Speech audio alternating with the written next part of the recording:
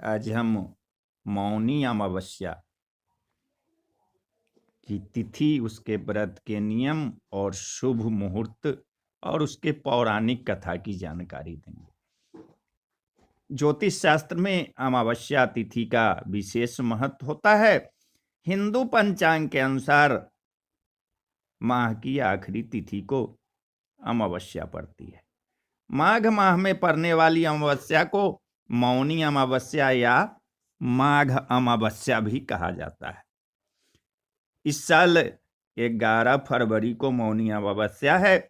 पौराणिक मान्यता के अनुसार इस दिन देवता लोग पवित्र संगम में निवास करते हैं, इसलिए मौनी अमावस्या के दिन गंगा स्नान का विशेष महत्व होता है।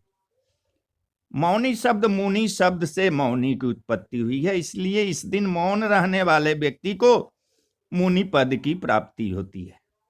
मौनी अमावस्या के दिन दान पुण्य करने से भी शुभ फल प्राप्त होती है। 11 फरवरी को 1:10 से अमावस्या शुरू है और 12 फरवरी को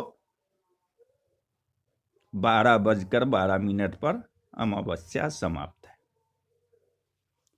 मौनी अमावस्या के दिन इसके व्रत का जो नियम है, सुबह नदी या सरोवर या पवित्र कुंड में स्नान करना चाहिए। स्नान के बाद सूर्य देव को अर्घ देना चाहिए। इस दिन व्रत रखकर यथासंभव मौन ही रहना ज्यादा श्रेयस्कर है।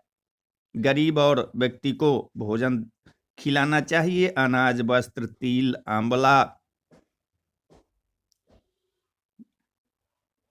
इसका दान करें। यदि आप अमावस्या के दिन गौदान, स्वर्णदान या भूमिदान भी करते हैं तो इसका बहुत ज्यादा पुण्य मिलता है।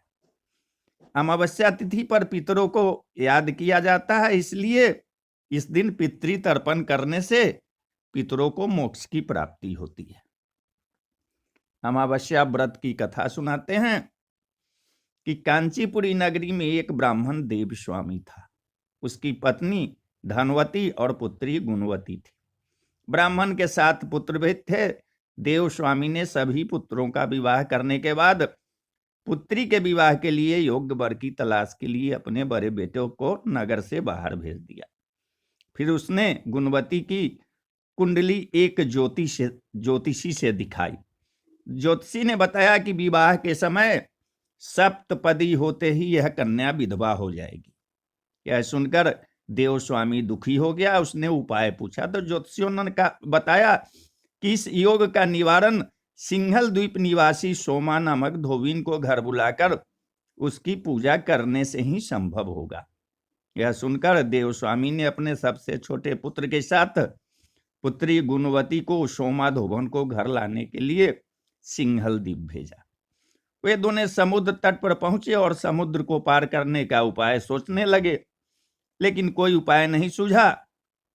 तो दोनों भाई बहन भूखे प्यासे एक बट की वृक्ष की छाया में उदास होकर बैठ गए। उस बट वृक्ष पर एक गिद्ध का परिवार रहता था। उसके बच्चों ने देखा कि दोनों भाई बहन दिन भर परेशान रहे। जब शाम को गिद्धों की मां अपने बच्चों के लिए कुछ भोजन लेकर आई, उन्हें खिलाने लगी तो उन बच्चों ने कुछ नहीं खाया और वृक्ष के नीचे बैठे भाई बहन की बात बताई। बच्चों की बातें सुनकर गिद्धनी को दया आ गई।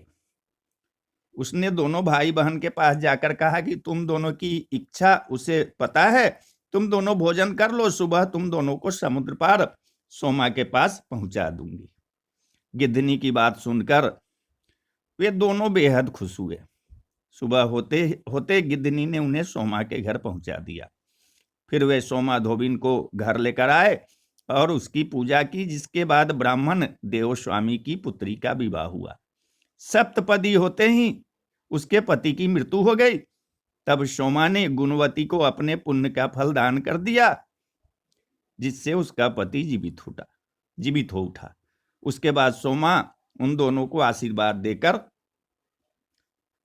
सिंघल द्वीप चली गई। सोमा का पुण्य चले जाने से उसके पुत्र, दामाद और पति की मौत हो गई। तब उसने एक नदी के किनारे स्थित एक पीपल के वृक्ष के नीचे भगवान विष्णु की पूजा की और पीपल की 108 बार परिक्रमा की। ऐसा करने से उसके पुण्य फिर से प्राप्त हो गए और उसके पति, पुत्र और दामाद जीवित हो उठे। इसलिए मौनी अमावस्या के दिन पीपल की परिक्रमा आप लोग जरूर 108 बार करें और भगवान विष्णु की पूजा करें। तो जय श्री हरि विष्णु, जय श्री हरि विष्णु।